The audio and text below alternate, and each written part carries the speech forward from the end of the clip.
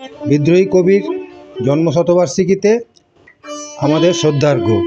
স্মরণে নজরুল, মননে রবীন্দ্রনাথ।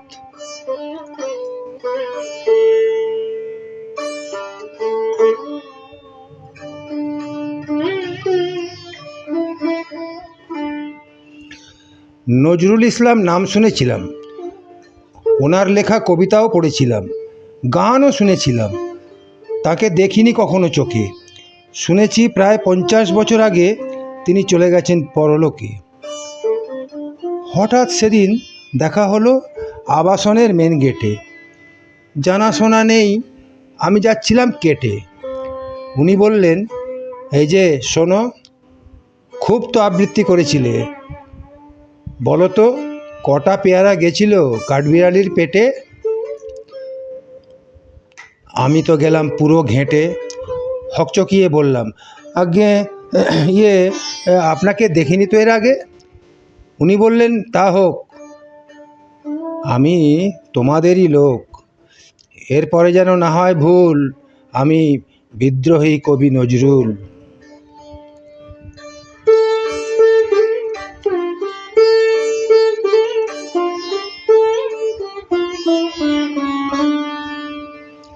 জীবনের শেষের কয়েক বছর ছিলাম বাংলাদেশে, সেখানেই ফেলি শেষ নিঃশ্বাস অবশেষে। বললাম, ও তাই আগে দেখিনি, নামে তো খুবই চিনি। নজরুল বললেন, তাই? কেমন চেনো বলো ভাই?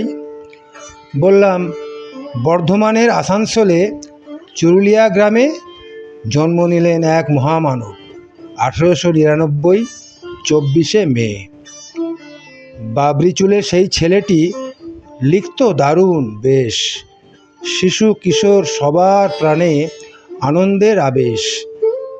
ছেলেবেলায় প্রথম পড়া লিচুচোর, ডালকুকুরের তাড়া খেয়ে এখনও কাটেনি ঘোর।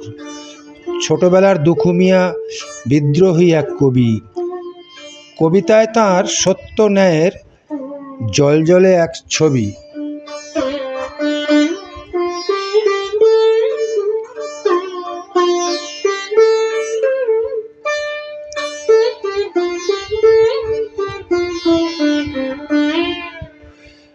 নজরুল বললেন, জলজলে এক ছবি?